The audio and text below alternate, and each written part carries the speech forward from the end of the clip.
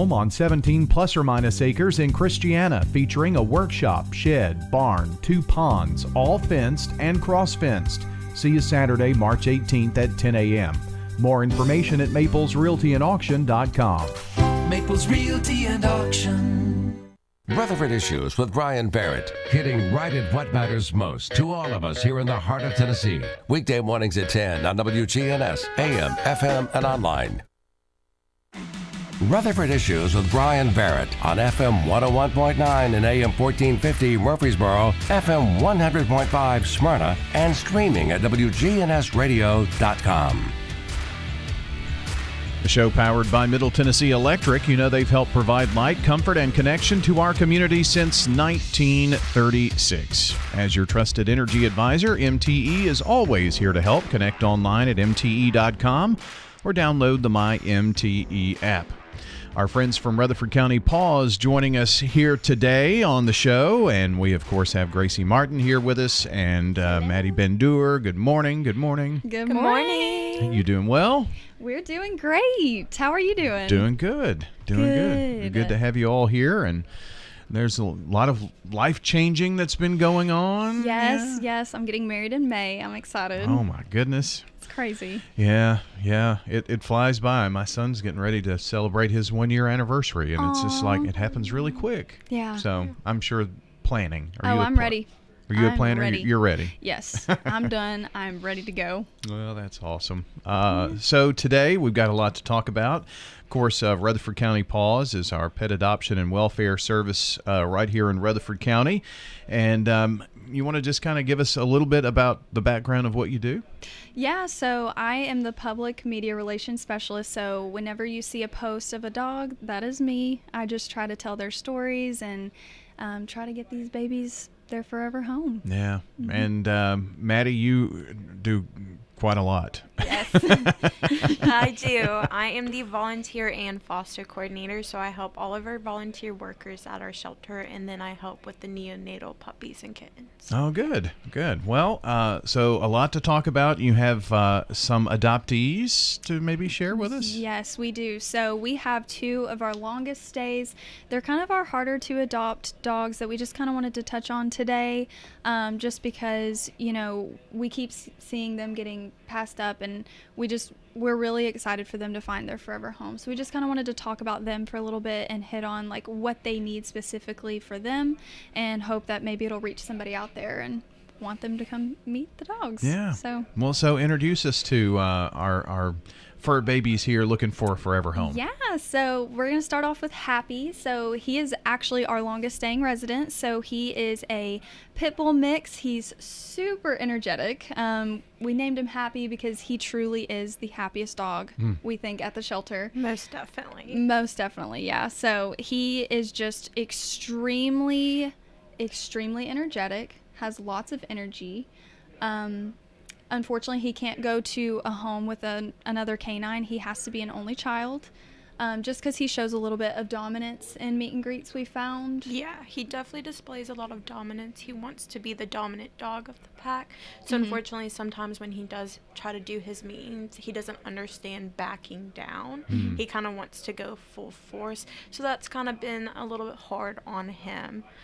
To kind of be able to be with another animal. And he is very active, and he's actually trained with a Wag-It Better trainer, so he's learning.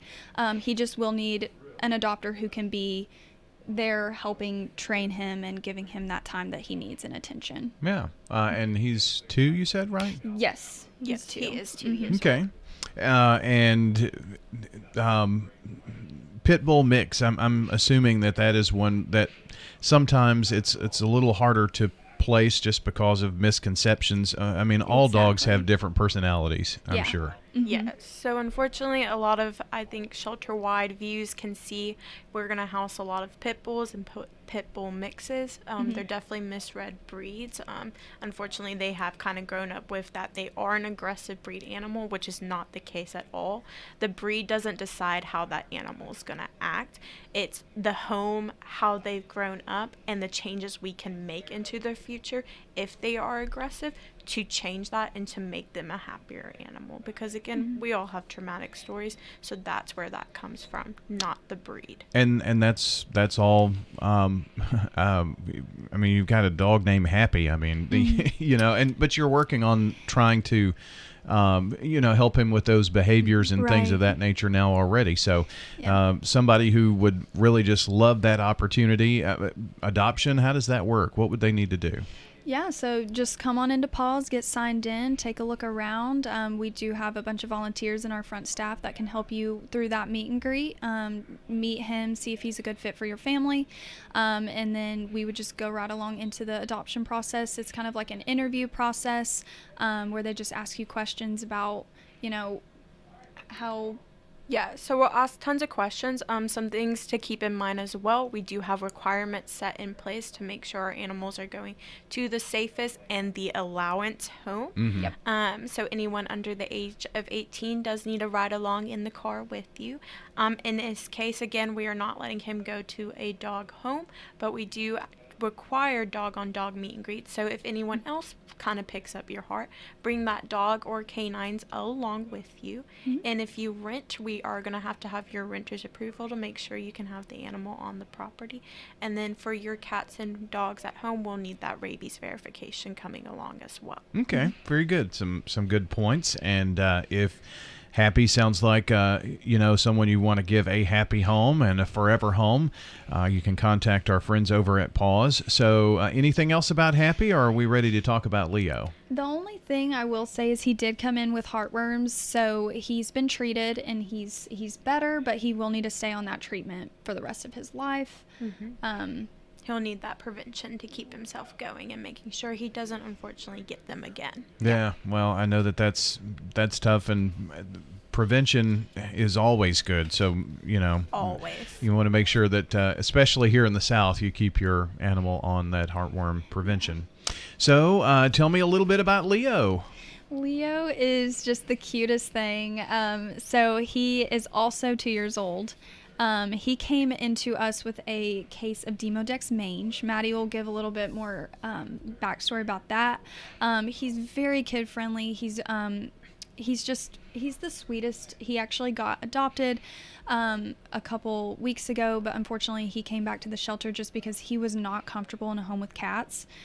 So that is something to note about him, but he is very canine friendly and kid friendly, we found out. Yes. So that Demodetic mange that he came in with, it is not transmittable to other animals, which is really great. We do test for that to make sure that is all safe. It is just a parasitic mite that kind of places on the hair follicles and unfortunately causes little dots to kind of pop all over. The great thing though is with his first adopter, they did give him the treatment he needed, so he did come back with us with the medication he needed, so he is being treated for that Demodetic mange, so he will no longer have it. Okay, well, that's awesome, and glad that he has gotten the treatment needed there. Did we say what type of dog he is? He is a pit bull mix as well, Okay. so kind of why we wanted to kind of pinpoint on them again for being that misread breed. But he is a complete little love bug. I solely adore him so much. Yeah. And, I mean, it takes a bit. I mean, thankfully, this family saw that maybe he is not as super friendly with cats, and so, but it taught just, us something about him, Sure. though. It let us know that was not going to work for them, so we deeply respect them. They at least gave him a chance. They looked at him and was like, he is a chance for us, but then also communicated us with the concerns so we could also learn more about him.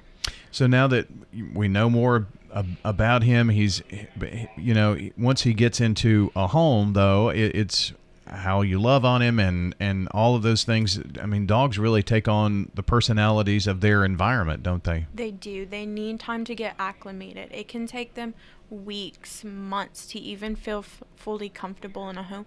Why we give so many tips on also, if you have an animal in your home, don't let them, of course, be alone the first couple weeks. Give them the time to fully get integrated, because if he's not comfortable with the home, he's definitely not going to show those good signs he should be showing.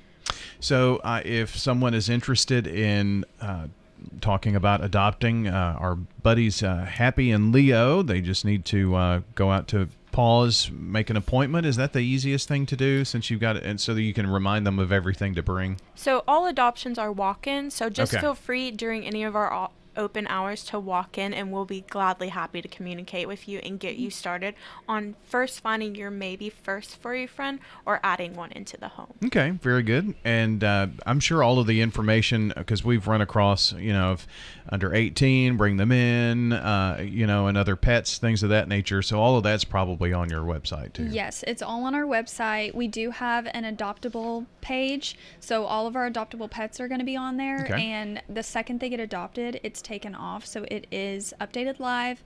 So if you are looking to adopt one of them, check our website prior, or just give us a call, and we can definitely help you out with that. And you can find that website address at paws.rutherfordcountytn.gov.